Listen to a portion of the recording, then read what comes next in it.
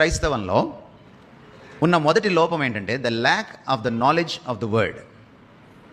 నేటి క్రైస్తవంలో మొదటి లోపం ఏంటంటే దేవుని వాక్యం గురించిన జ్ఞానం కరువైంది.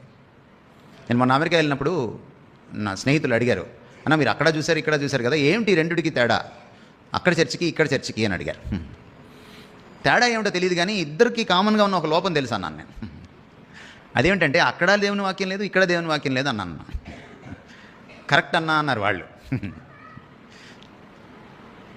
ఈరోజు మీరు యూట్యూబ్ ఆన్ చేసి చూసినా కూడా మీరు చాలామంది ఇక్కడ యూట్యూబ్ క్రిస్టియన్స్ ఉన్నారు నాకు తెలుసు.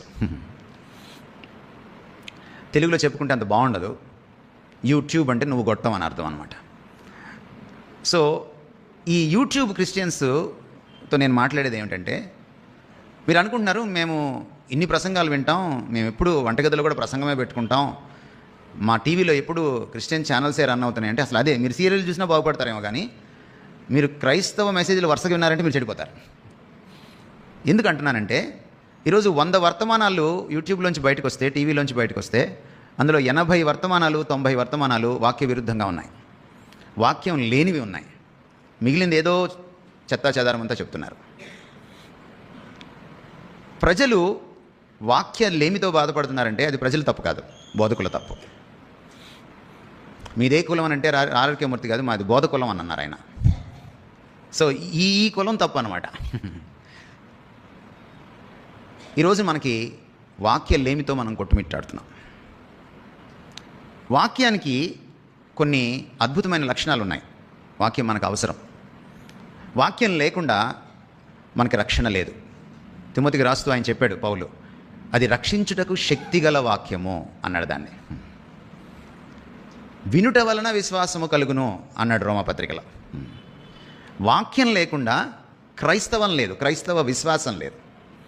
విశ్వాసం నాలో ఎలా పుడుతుంది క్రీస్తు పట్ల అంటే వాక్యం వినడం వల్ల పుడుతుంది, వాక్యాన్ని అర్థం చేసుకోవడం వల్ల పుడుతుంది, వాక్యానికి విధేయత చూపించడం వల్ల, సరిగా స్పందించడం వల్ల పుడుతుంది. వాక్యమే లోపించింది అనుకోండి,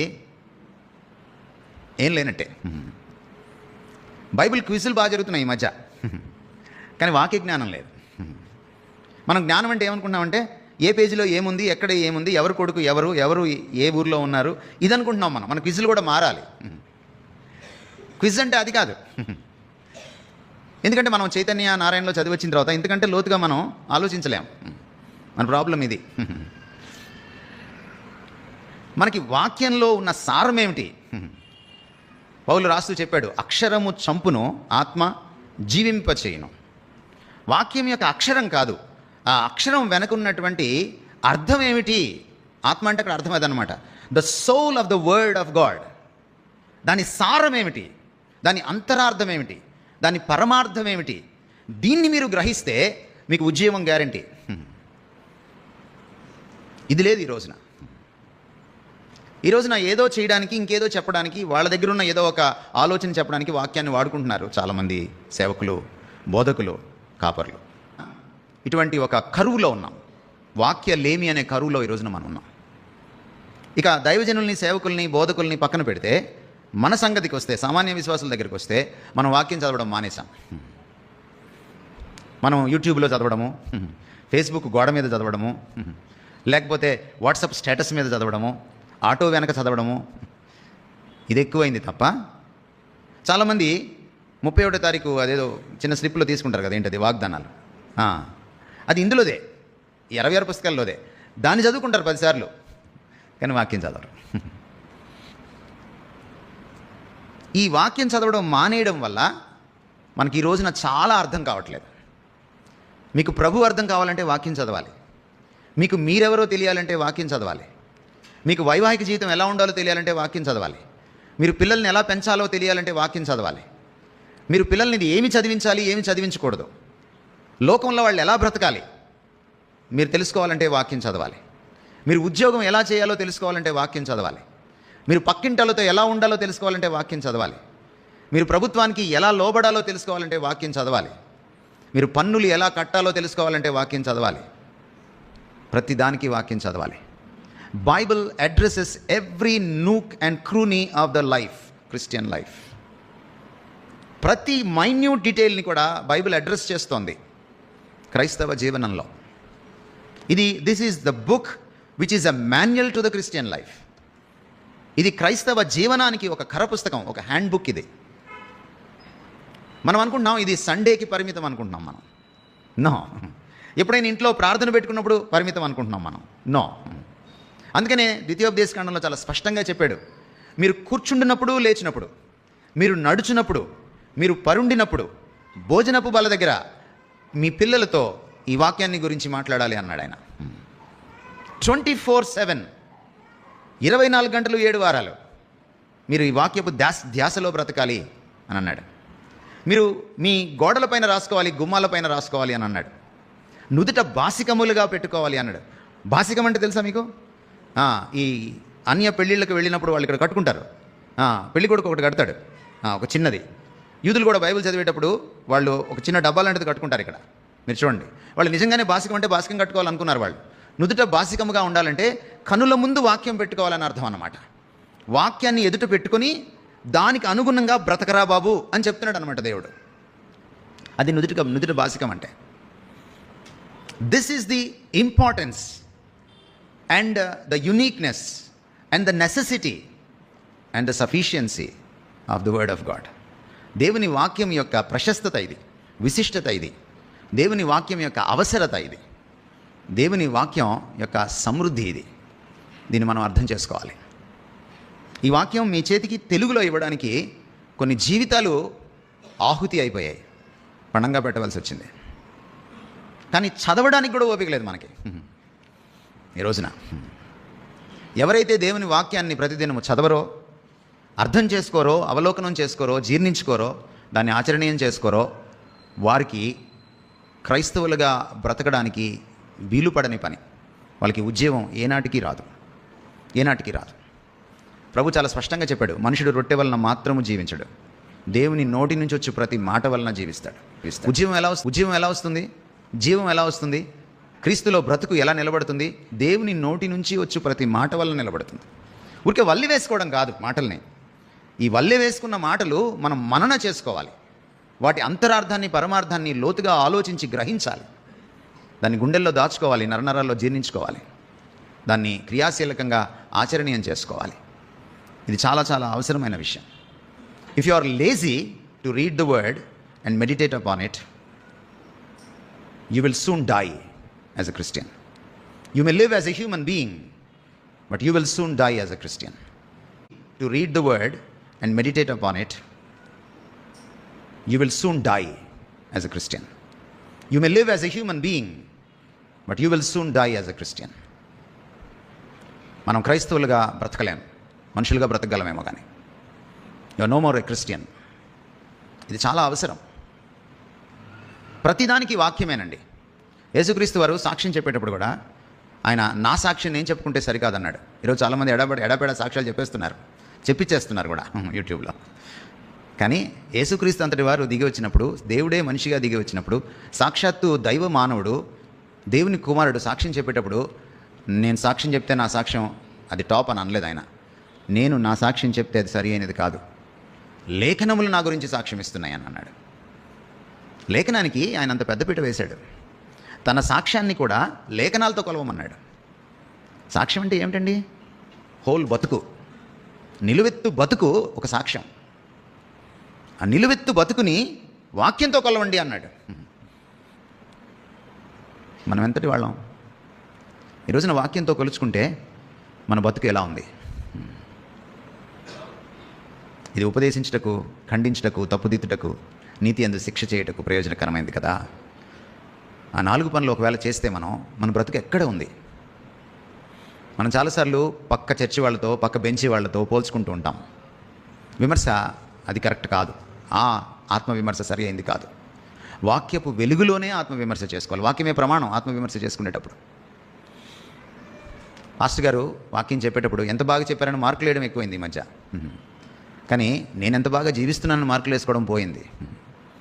పాస్టర్ గారు ఎలా వాక్యం చెప్పినా తమరు వాక్యపు వెలుగులో విమర్శ చేసుకోవాలి ప్రతి ఆదివారం.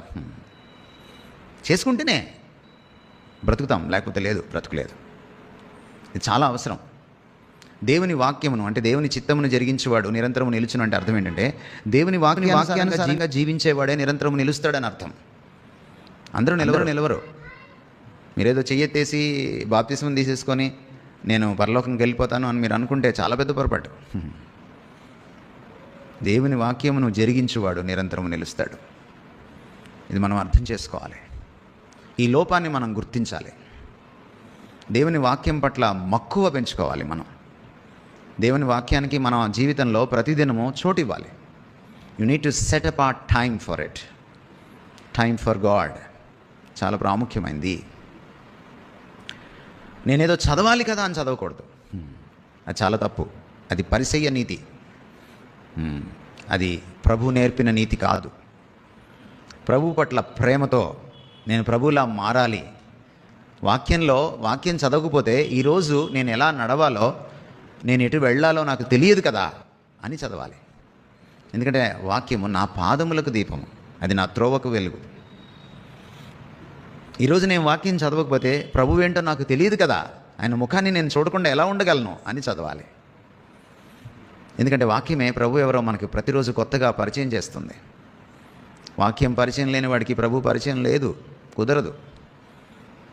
బైబిల్ని మొట్టమొదట హెబ్రీ గ్రీకు భాష నుంచి ట్రాన్స్లేట్ చేసిన లాటిన్ వల్గేట్ అనేటువంటి మొట్టమొదటి ట్రాన్స్లేటెడ్ బైబిల్ ట్రాన్స్లేట్ చేసిన సెయింట్ జెరోమీ ఒక అద్భుతమైన మాట అన్నాడు. The ignorance of scriptures is ignorance of God, is ignorance of Christ. లేఖనాల్ని నేను నిర్లక్ష్యం చేస్తే నేను ప్రభువునే నిర్లక్ష్యం చేసినట్టు. ప్రభు నాకు అర్థం కాడు. లేఖనాల అజ్ఞానం దేవుని అజ్ఞానంలోకి మనల్ని నడిపించేస్తుంది. దైవ జ్ఞానం లోపిస్తే ఏమవుతుంది? దేవోక్తి లేని ఎడల జనులు నశించిపోతారు. మన నాశనాన్ని మనమే కొని తెచ్చుకుంటున్నాం. దేవోక్తి ఎక్కడుంటుంది? ఏమిటి దేవోక్తి అంటే? దేవుడు ఇచ్చే యుక్తి. జీవించాలంటే యుక్తి కావాలి. యుక్తి అంటే తెలివి, wisdom. It comes from the word. అందుకని మనం అప్పుడప్పుడు లేఖనాలు చదువుతుంటే మనకు పాత నిబంధనలో ఫలానా ఆయనకి ఇచ్చినటువంటి దేవోక్తి అని రాసి ఉంటుంది. మీరు చూస్తే అప్పుడప్పుడు లేఖనాలు చదువుతుంటే మనకు పాత నిబంధనలో ఫలానా ఆయనకి ఇచ్చినటువంటి దేవోక్తి అని రాసి ఉంటుంది. మీరు చూస్తే ఆదికాండం నుంచి ప్రకటన గ్రంథం దాకా ఈ దేవోక్తి మనకి దొరుకుతోంది. మీ చేతుల్లో అచ్చమైన తెలుగు భాషలో ఉంది. You need to thank God for it eternally. ఎవరో తెలుగు రానివాడు, భారతదేశం ఎరుగనివాడు ప్రభువు ప్రేమతో తెలుగులోకి ట్రాన్స్లేట్ చేసి మనకిచ్చి 1885లో ట్రాన్స్లేట్ చేస్తే ఇప్పుడు ఎన్ని సంవత్సరాలండి? ఇంతవరకు దీన్ని రివైజ్ చేయాలి సరిగా మనోళ్ళు. ఓపిక లేదు మనకి, శ్రద్ధ లేదు మనకి. ఆ పుస్తకాన్ని ఇంకా చదువుకుంటున్నాం మనం. కనీసం ఆ ప్రింటింగ్ ప్లేట్లు కూడా బిఎస్ఐ వాళ్ళు, బైబిల్ సొసైటీ ఆఫ్ ఇండియా వాళ్ళు మార్చట్లేదు. కోట్లు వాళ్ళు విరాళాలు తీసుకుంటున్నారు బైబిల్ సొసైటీ వాళ్ళు. నేను ఎన్నోసార్లు అనేక ప్లాట్ఫామ్ మీద నుంచి వాళ్ళకి మొత్తుకుంటున్నాను. నేను you revise this Bible.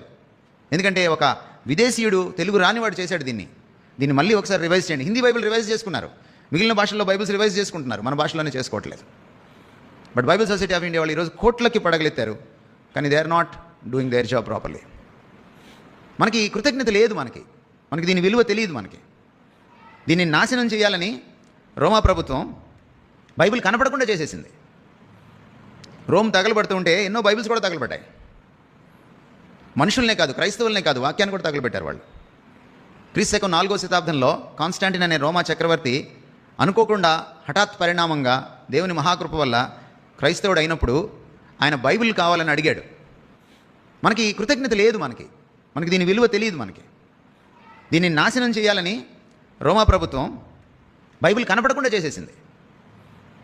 Rome తగలబడుతుంటే ఎన్నో బైబిల్స్ కూడా తగలబడ్డాయి. మనుషులనే కాదు, క్రైస్తవులనే కాదు, వాక్యాన్ని కూడా తగలబెట్టారు వాళ్ళు.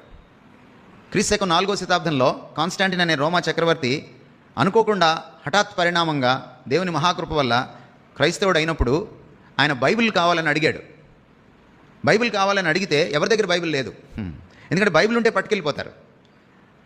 బైబిల్ని నిషేధించారు. It was a banned book. 4వ శతాబ్దానికి బైబిల్ దొరకలేదు. అప్పుడు రాజుగారు కనుక, ఆయన పెద్ద సామ్రాజ్యం కనుక, ప్రపంచమంతటిని దాదాపుగా పరిపాలిస్తున్నాడు కనుక, తన అధికారంతో ఆయన నాకు ఎక్కడున్నా తీసుకొని రావాలి ఒక్క పుస్తకం ఆయన అంటే, అప్పుడు అందరు సీక్రెట్గా ఉన్నాయన్నీ బయటకు వచ్చినాయి. అంత విలువైందండి బైబిల్. దీనికోసం ప్రాణాలు పోయాయి. ఈరోజు నా తెలుగులో మీ చేతికి వచ్చింది. How many times you read it and how intently you read it, how devotionally you read it. మీరు ఎన్నిసార్లు చదువుతారు, ఎంత మంచి ఉద్దేశంతో చదువుతారు, ఎంత తీవ్రతతో చదువుతారు, ఎంత భక్తిభావంతో చదువుతారు. That matters. మీ ఉజ్జీవానికి ఇది ఆరంభం. That matters. వాక్యం లేకుండా మనకి ఏదీ సరిగా అర్థం కాదు. రెండవ లోపము మన క్రైస్తవంలో ఏమిటి అని అంటే, రెండవ లోపము మీకు అది చెప్పకముందు వాక్యం గురించి నేను ఒక్క మాట చెప్పాలి. మనము క్రైస్తవులం అవుతాం, బాప్తిస్మం తీసుకుంటాం, కానీ లోకం అంటుకుంటూనే ఉంటుంది మనకి. మనం ఇక్కడికి వస్తాం, వాక్యం వింటాం, మనం మళ్ళీ బయటికి వెళ్ళిపోతాం. మనం ఎక్కువసేపు లోకంలో ఉంటాం, తక్కువసేపు దేవుడి సన్నిధిలో ఉంటాం. చాలా తక్కువసేపు వాక్యానికి ఎక్స్పోజ్ అవుతాం. కాబట్టి మన మనసును లోకమే ఎక్కువ కబలిస్తుంది, పరిపాలిస్తుంది, శాసిస్తుంది. మనసును ఏది శాసిస్తుందో మనిషి అలా తయారవుతాడు. మన మనసుని వాక్యం శాసిస్తే మన బ్రతుకు వాక్యానుసారంగా ఉంటుంది. మన మనసుని లోకం శాసిస్తే మన బ్రతుకు లోకానుసారంగా ఉంటుంది. మీరు ఒకసారి గుండె మీద చేసుకొని చెప్పండి, మీరు బయటికి వెళ్ళిన తర్వాత మీకు లోకస్తులకి ఎంత తేడా ఉంటాయి? మీరు ఇక్కడ భక్తిపరులే, మెట్లు దిగి వెళ్ళిన తర్వాత మీరేంటి? సోమవారం నుంచి శనివారం దాకా మీరేంటి?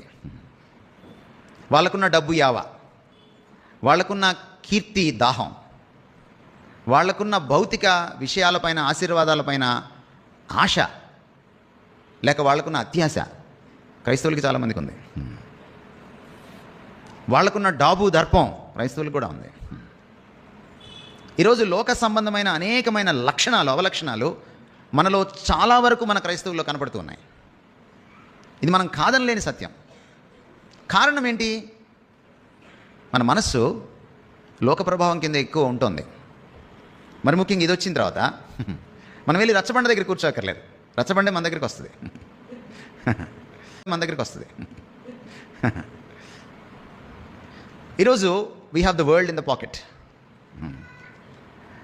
ఈరోజు ఈ షార్ట్లు, రీల్స్ వచ్చిన తర్వాత యూట్యూబ్లోనైనా కొంచెం నయం, మనం వెళ్ళి పలానా వీడియో చూడొచ్చు అని సెర్చ్ చేసుకోవచ్చు. ఈ షార్ట్లు, రీల్స్ వచ్చిన తర్వాత నువ్వు ఇలా అంటుంటే జస్ట్ కొన్ని నిమిషాల్లో 100 రీల్స్ చూస్తావు, నువ్వు 100 షార్ట్స్ చూస్తావు. ఈ 100 షార్ట్స్ నువ్వు చూసేటప్పటికి అందులో కనీసం 90 షార్ట్స్ పనికిమాలినవే ఉంటాయి. నువ్వు ఎదగడానికి కానీ, నీకు ఆశీర్వచనంగా కానీ, నిన్ను మంచి మనిషిగా, మంచి క్రైస్తవుడిగా నిలబెట్టేవి కానీ ఉండవు అందులో. లోక సంబంధమైన చెత్తాచెదారం అంతా వస్తుంది అందులో. And you can't choose it. అందుకనే మనకు వాక్యం అవసరం. ఈ భయంకరమైన irresistible influence and the impact of the వరల్డ్ని మనం ఎదుర్కోవాలంటే you have only one offensive weapon. అందుకని వాక్యాన్ని అఫెన్సివ్ వెపన్గా ఎఫెసీ పత్రిక 6వ అధ్యాయంలో సర్వాంగ కవచంలో యుద్ధభూమిలో రాశాడు ఆయన. It is the సోడ్. అది ఖడ్గంతో పోల్చాడు, డాలుతో పోల్చలేదు దాన్ని, ఖడ్గంతో పోల్చాడు. యుద్ధంలో డాలు షీల్డ్, డాల్ అనేది డిఫెన్స్ అనమాట. అవతలవాడు బాణం వేస్తే, కత్తి విసిరితే ఆపుకోవడానికి అది, బట్ కత్తి అఫెన్స్ అనమాట. ఈ లోకాన్ని ఎదుర్కోవాలంటే, దాని ప్రభావాన్ని ఎదుర్కోవాలంటే ఈ కత్తి నీకు ఉండాలి. ఈ కత్తి జోబులోనో, తలగడ కిందనో, స్కూటర్ సొరుగులోనో, లేకపోతే మీ పర్సులోనో, లేకపోతే మీ సెల్ ఫోన్లోనో పెట్టుకొని తిరిగితే కుదరదు. గుండెల్లో పెట్టుకోవాలి. ఇది నరనరాల్లోకి ఎక్కాలి. ఇది ప్రాణాత్మలను, మూలుగను, కీళ్లను విభజించినంత మటుకు దూరాలి. ఇది హృదయం యొక్క తలంపుల్ని ఛేదించాలి, శోధించాలి. Only then you can resist that irresistible impact of the world on your mind. ఈ మనసు మీద ఉన్నటువంటి ఎదిరించలేని లోక ప్రభావాన్ని తమరు ఎదిరించగలుగుతారు. అప్పుడు మీకు డోకా లేదు, అప్పుడు మీకు ట్రాన్స్ఫర్మేషన్ జరుగుతుంది, అప్పుడు మీకు ప్రతి సంవత్సరం ఉద్యోగ సభలు అక్కర్లేదు. మీరు నిత్యం ఆయనలో బ్రతుకుతారు, నిత్యం ఆయనలో ఎదుగుతారు. ఇది చాలా అవసరమైన విషయం. అందువల్ల never ever underestimate or belittle the power of the word, the importance of the word. దేవుని వాక్యపు ప్రశస్తతను, శక్తిని మీరు ఎప్పుడు తక్కువ అంచనా వేయొద్దు, దాన్ని గీతగా చూడొద్దు. ఈరోజు ఒక నిర్ణయం తీసుకోండి. ఇక్కడ నుంచి వెళ్ళే ముందు, నేను ప్రతిదినం వాక్యం చదువుతాను, దానికి కొంచెం సమయం ఇస్తాను. నేను ఆలోచిస్తాను, ధ్యానిస్తాను. కొంతమంది చదువు రాని వాళ్ళు ఉన్నారు, వాళ్ళు వాక్యం చదవలేరు. వాళ్ళకి ఇప్పుడు ఆడియో వినడానికి వాక్యం వచ్చేసింది. But never ever neglect the word. దేవుని